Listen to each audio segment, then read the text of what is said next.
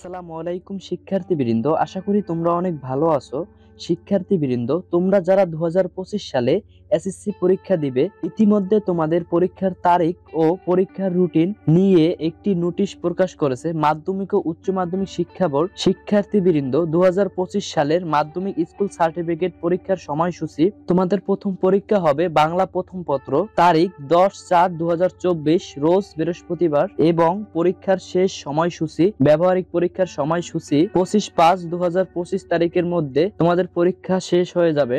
শিক্ষার্থীবৃন্দ, তোমাদের এই পরীক্ষার রুটিনটি এই ভিডিওটির ডেসক্রিপশন বক্সে বা প্রথম কমেন্টে দেওয়া থাকবে।